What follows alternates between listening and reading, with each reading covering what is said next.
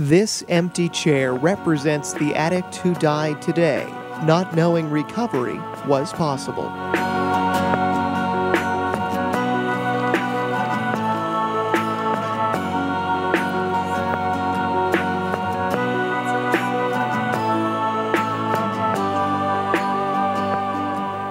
My name is Colleen Leahy, and I'm an addict in recovery, and this is my dad, Phil Leahy, and we do this show. It's called The Empty Chair, Exposing Addiction, and it's basically just shining the light on something that gets, not talked about enough as far as I'm concerned. We need to get things out there. We need to just expose like everything, because I believe the disease of addiction dies in the light of exposure. So this is my dad, Phil, and he's going to introduce our guests. Yeah, and we've been really looking forward to this show because one of the biggest goals Colleen and I have is to start bringing awareness not just to the students but to the parents of the students. So with us tonight, and I got to read them because I'm not going to kill the names, I don't care the names. We have Sean Bateman, he's upper school associate principal at CGS, and we'll have Lisa Durkee, who is an upper school associate principal at the Chimney, and my good friend Judy Scannell, who, in case you don't know, is the superintendent.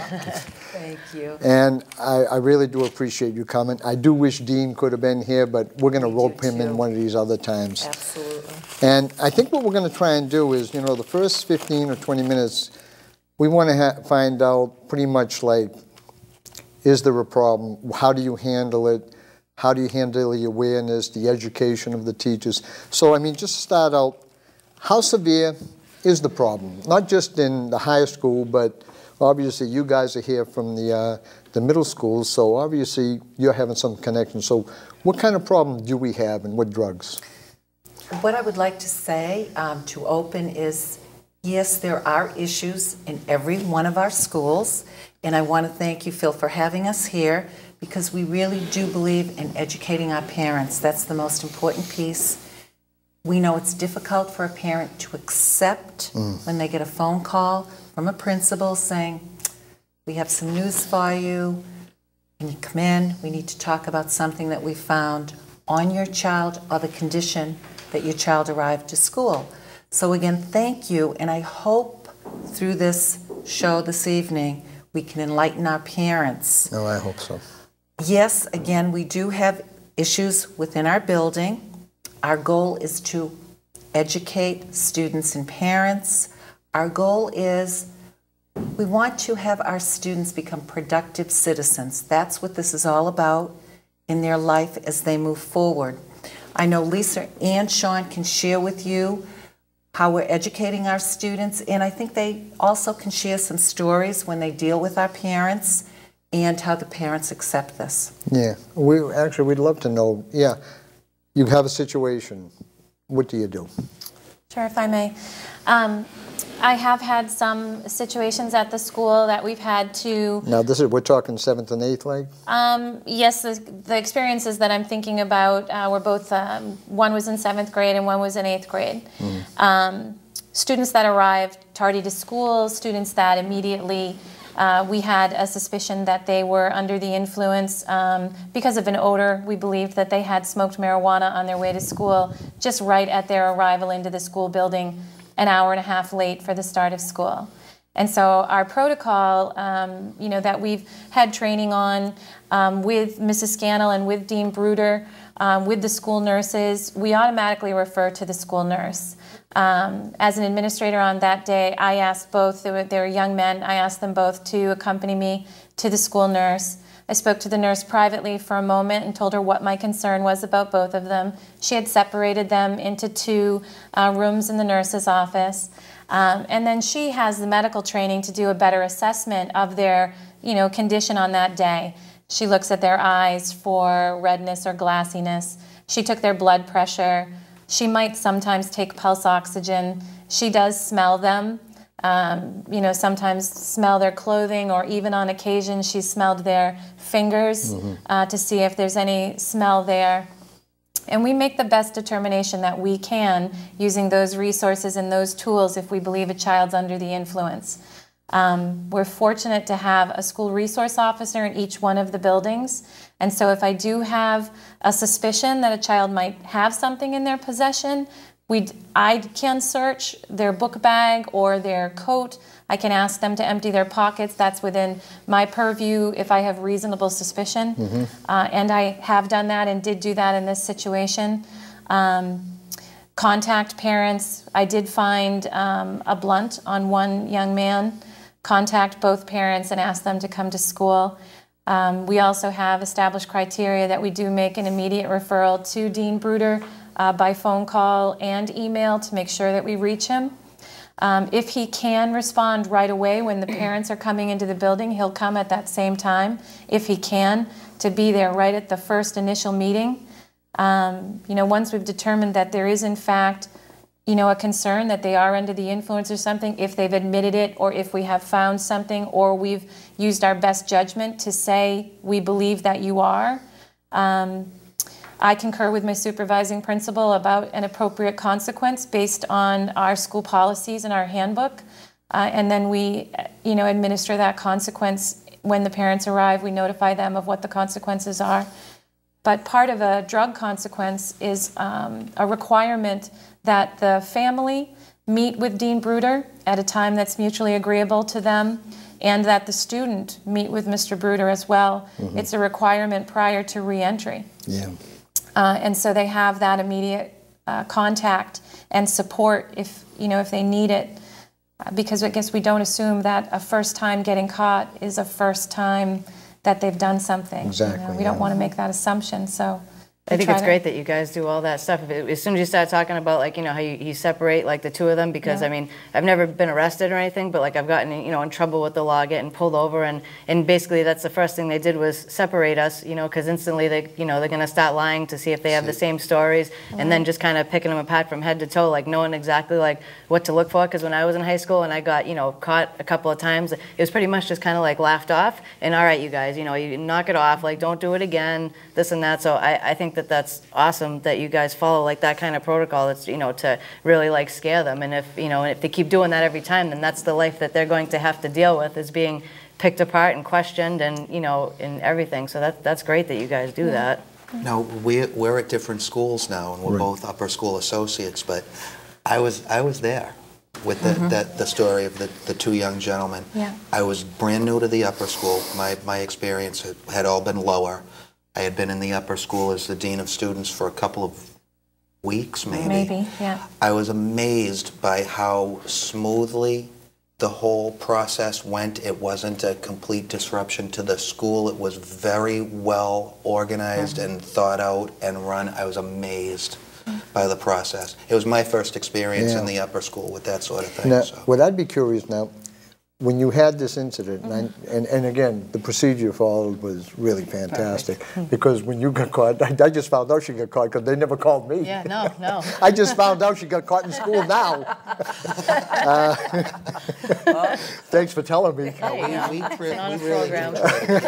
But what I was curious now, the parents are notified that their 7th or 8th year old kid is smoking marijuana. What's their reaction? Yeah. In this case, one family unfortunately wasn't very surprised, and one family was very surprised. And I think that's something that I was talking with Mrs. Scannell about, in kind of thinking, what can we do to help parents know more?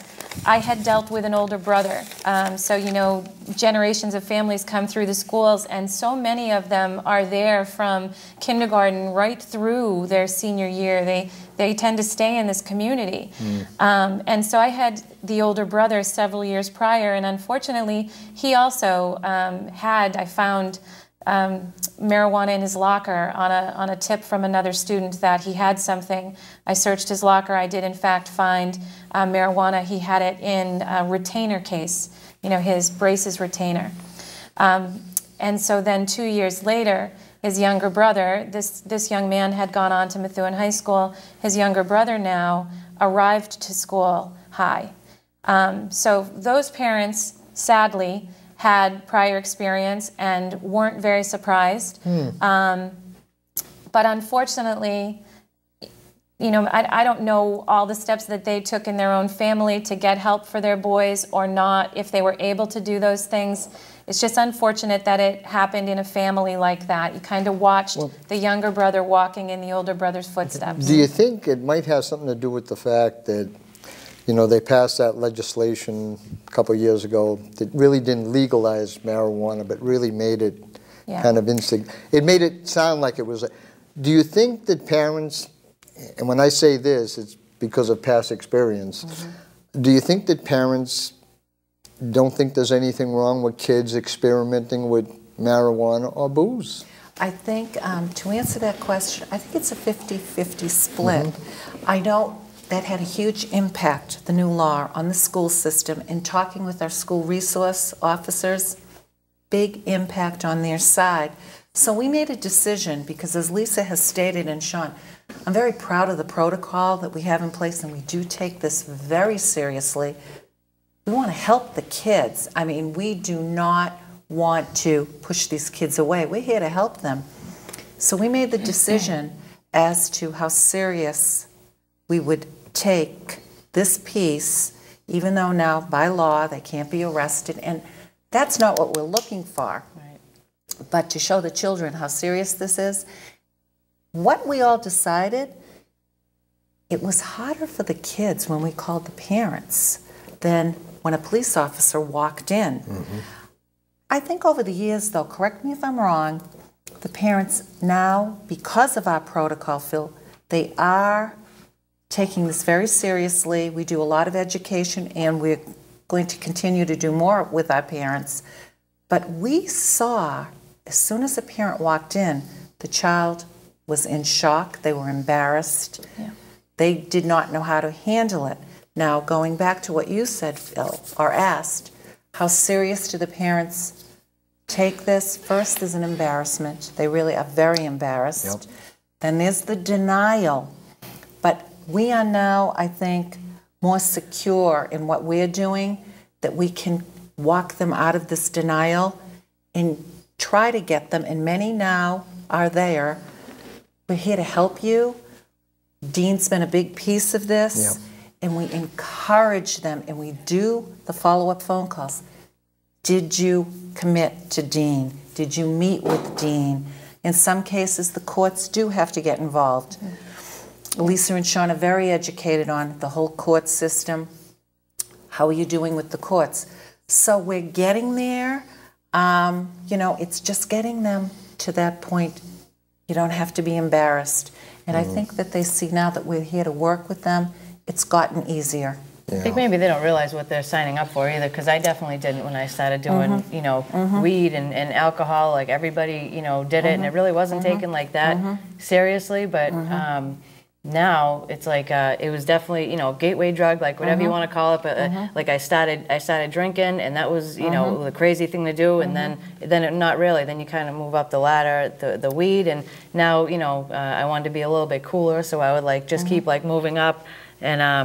And you just get like more and more comfortable like with each substance that you're going to. When I first took my first drink, I had no idea that I was going to be, you know, a heroin addict, you know, later on. And I think maybe, you know, when kids are doing it now, like they don't realize that, you know, that it is possible. Like, the disease of addiction is progressive, and if you are an addict and you start doing these things without treatment or without, you know, getting in trouble or anything like that, it's inevitable. You know, it's inevitable that it will happen.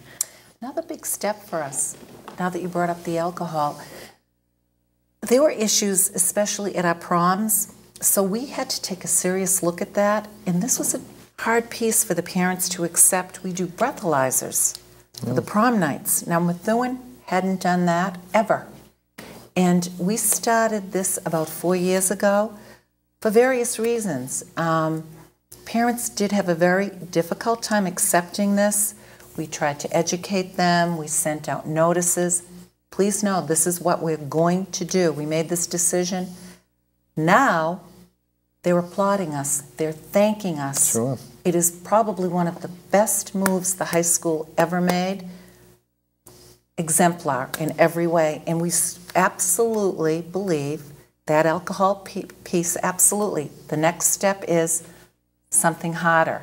So again, through our education, we are making tough decisions, but the parents, they're really stepping up to the plate. They're hearing what we're saying. Yeah, you're keeping them safe in the end, you know, like by Absolutely. doing the breathalyzer, like, I mean, Absolutely. who knows if there could have been a car crash that night, or like, anything is possible. Once you put the substance inside of you, like, anything is possible, anything could happen. I mean, you know, my friend on the front page over here, like, just getting into these predicaments and not realizing it, just thinking that you're going out and doing what you're supposed to do as a teenager, and thinking that, like, if you don't do these things, that you're not going to fit in and you're not going to have fun, and, you know, and the peer pressure. And I understand that, you know, like, I was in high school, like, I was, you know, like, younger, and I was doing all these things because we were talking out there because I wanted to fit in, you know, because I just didn't know, like, what I was getting into, you know. It's just I wish you know, I could have seen what you know, how it would have ended up, because it definitely would have you know, maybe went a different direction. It worked for the addict and the parent. Absolutely. I'm just curious. Now, I know that you're trying to educate the parents and so forth, but, I mean, there's all kinds of stuff online, obviously, but, I mean, I don't know, Dean or through the, you know, each school or whatever like that, did they send out information on maybe what to look for with kids as far as, you know, signs and tells that, you know, there's, you know, they're, like you were saying, their eyes, their expression, their grades, maybe the different people they're hanging around with. I mean, you know, I know they all sound like so simple, but I think I would have given my left arm to have gotten A tool No, like to that. look for, like, behaviors and, like, yeah, the physical you things know, that you was talking because about. I saw them, and we always found excuses for them and so forth. But Well, I'm sure you didn't want to believe what was probably happening either, like you were talking about the stage of denial that some of the parents go through. yeah, You know, so I'm because just they think that is their fault. how far That's what does I the would say to education? parents, honestly. If you have reason to suspect or you are suspicious, there's probably a strong likelihood that you should be. Yeah. It's you know, kind of intrinsic. I think you just kind of know. And I would encourage parents to make the difficult decisions now. I'm glad you said that. That would be my biggest message. Yeah, and you want to know something? Don't put it off. What don't you sweep just it said under the made rug. this whole show get the word. Yeah, because parents in the long term, if they make the difficult decision in school, like where you guys are, then maybe you won't have to make the difficult decision like myself and Fran did and throw your daughter out of the house. So you're going to have to make the difficult decision, and I'm so glad you said Sooner that, rather Sean. than later, I think. Yeah, and let's face it, you still have some control over them there. Yeah. She had control over me. I didn't have no control over her. Yeah. I think especially at our grade levels, there still is an element of control. They're, you know, they think they're big, but they're still 14 and 15 years old, really, Yes. at the oldest. And so you do have an element of control. And even if they deny it, they like the consistency. They They would like never the admit that. structure. They never admit it, but they like the structure, and they want someone to pay attention to the things that they're doing. I really believe that. I think you're right. It brings a sense of security. It does. Well, It you're right, does. because, you know, Colleen gave a good example, and granted, that was years back, and it was in a different school. But yeah, she got caught, and they basically minimized it. Yeah, You know, don't dismissed do it. that. What are you, crazy, stupid? Right. I never got a phone call. Yes. Can you imagine that? But things are a lot different now, like, Oh, too. yeah. I mean, even, like, you know, 14 and 15-year-olds, you said you guys mainly, like, that's pretty much, like, the age, because I go to a lot of meetings, I hear a lot of people speak, and it's like the ages that people are starting to do, like, the heavier drugs and everything are younger and younger. Like, I started using, I was using all the other substances at, like, maybe 16, and then, like, the heavier drugs, like the cocaine and the heroin, when I was, like, in my early 20s. You know, now it's like kids are doing, like, heroin when they're, like, 15, 16. So, I mean, the fact that you got, you know, you said you still have some control kind of when they're like, you know, 14 or 15. So that's like the ideal time, like Yeah, to I start agree. to start doing that when you still can do something. I think we're very fortunate. We have a lot of resources here in Methuen, you know, through Dean Bruder. Dean has helped us set up junior SAD chapters in our middle schools. They have SAD at Methuen High School, and now we have junior SAD chapters, and kids are making pledges to, you know, spend their time doing other things to be substance free. and they get together and they do great field trips, and we're trying to get to somebody like you who didn't feel a part of something else. Right. How can we get kids to feel involved in their school community so that they aren't looking to a group or a different way of fitting in, like you said about yourself? Yeah. So we have Junior SAD. I think we have great relationships with the Essex County Sheriff's Department. Yeah. Dean has helped us to bring in, for our oldest students, we've brought in inmates, both men and women, from local facilities who have shared their stories with kids in our auditoriums. You know, and they're sad stories, and they're tough stories. Powerful. Yeah. Powerful stories that those kids listen to. With superintendent's help, we've brought in, Methuen has drug dogs that are trained and work, you know, in the community. We've brought them into the schools in two different ways: in assemblies to children, for children to show them how these dogs work, but also we've brought them through the schools to find out, do we have anything in lockers right now after school hours? Well, I'll tell you, that's impressive, because, you know, I should have known Methuen would do it right. Oh, Bill, you. But, You're you know, kind. I mean, I've talked with Dean 100 times, and again, and I know how hard he works, and Yes, I know he he does. has the support of, you know, the whole staff and that. But again, you know, calling, and you know, and this is Methuen High, and you know, be proud of what you do, because you're probably, and I don't want to get the other cities and towns mad at me, you're probably in the minority of the extreme that you go to. I'm going to say that's pretty. I'm pretty sure that's the case, because at least you're aware. And again, with Dean, I know he's overly aware Yes. of drugs and you know, and what could, like I said, we're looking.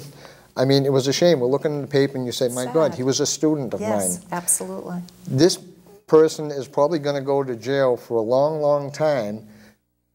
Not really because he's a criminal, but because he's sick. And he did something so he'd be well. Yeah. Is that about right? That's exactly right. Yes. Exactly right. Yes. So, I mean, really, you guys take a bow. And if there's anything I can do, I would love to talk to some of your parents. And I know Colleen would only be too happy to address, especially the younger kids, because she started in school. We would love that. Yeah. I mean, I'm not here to preach to any of them or tell them, you know, what to do, or drugs are bad and this and that. Like, all I can tell them is, like, my experience, like what I went through, how it started for me, what ended up happening, how things got out of hand, and like my attitude when I was like in high school, and like everything sucked, like everything, you know, no future, like just very negative, and I felt like I couldn't even talk to people or like, you know, like communicate with people or go out and have fun unless I was under the influence of something, because I just wanted to be accepted, I just wanted to be liked. I felt like life was like meaningless. It was just a very like negative kind of attitude, and a lot of my friends, or the people that I hung out with, had like the same kind of attitude, you know. So maybe, I mean, now, like thinking back, it's like, you know, life really isn't, you know, life isn't bad, and I don't need to be on anything to have fun. And I, you know, and we have, I don't know, like I have a lot of friends that are all in recovery, and it's a lot of fun. Like we go to concerts. I mean, obviously, like we have, you know, we go get tattoos and stuff, and like, and everything's, I don't know, like life is just like awesome. So that's what I would want to try and get to them, is just that like life ain't that bad. When you have an open meeting, would it be possible to bring couple kids? Oh, maybe, yeah. Maybe from SAD or something like that. I mean, it might be a Open meeting, anybody's welcome. yeah, it might be a nice experience Sure, we for could- them. I'm sure we could work that out with Dean, because Dean works so closely with Yeah. the SAD groups. Yeah, because I remember I went to a ceremony one time when Sheriff Cousins was there and the SAD group was there, and I got to sit and I got to talk to them quite a bit. And I asked them, you know, if they would like to have someone come in who'd been there, who's been sitting right where you are, and so, and they were pretty interested in it. And anybody's welcome to come to a meeting, and if they don't want to like come to the meeting for whatever, like I would go and talk to anybody and I tell would them my love to have experience, you strength, and come, hope, no problem. Because as Sean stated, it's powerful Yeah. when we have speakers in that can really share with them their experiences. And I would love to have you come in and speak to oh, parents. absolutely, I'd be thrilled to. We did one parent meeting last year, a very small turnout, but I'm from the school of thought, you have to do something again and again, and it will build. Definitely. So And I know we're if you have building 3 or our 4 parent show groups. up, maybe you save a couple. Better than none. Absolutely. Better than All right. none. Absolutely. Well, can We I, only- can I Go ahead. backtrack for a minute? Because you really opened my eyes. I'm a fairly new administrator as of January of this year. And there have been days that I just feel like I'm on the phone constantly because we do really try to keep in very close contact with the parents. And there's days that I've left saying, "Yeah, I should have been in the lunchroom, in the classrooms, and Yeah, instead I was stuck on the phone all exactly, day." yeah. But I'm just thinking to myself now, had someone called you, like you, because they didn't, how differently things may Would have it- yeah, played out. So you've opened And, my and eyes. that's true. And I know that I'm getting the fingers. Sean, Lisa, Judy, I can't tell you how much I appreciate you coming. I think I'm going to have you back again because it just seems like this just got over too quick. And I know there's a lot more that you can go on. By the way, those of you who are listening, Judy's going to try and get the word out to you parents. If you watch the show, spread the word around. You just might be able to hear something you can use, or you might be able to tell somebody who you may know is having a problem. Again, thank you. Oh, thank you. Thank you. My wife is giving me fingers all over. She's been giving me, that's right. I'm not being rude. I look over there and she's giving me fingers. Carl, you got any closing statements? No, just that, like, I'm glad that we did this, and anything that, like, we can do to, like, help each other, so this doesn't have to be anymore. Yeah, I you don't know? think you've heard the last from us. Yeah, I hope I mean, not. anything, And again- anything that we can do to help each other, like, I'll come, you know, Thank like, you. whatever, we can work out, like, something, because, you know, something needs to, you know, people are, like, sick, and kids are, like, sick, and it's me too, but there's a way out, like, there is a way out, there's a solution to all this, and it's, you know, and it's really, it's life-saving, it really is. Thank you. Again, thank you for for coming. having Colleen, glad to have you back. I missed you last month. I'd like to thank you for, coming in, tuning into our show. Please tell your friends. You just might be able to help someone. You might learn something about what's going on. You guys were great. I can't wait to have you back because I really do feel we're just scratching the surface. For that, we're going to say goodbye.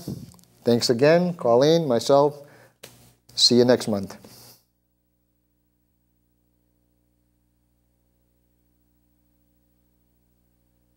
Thank you.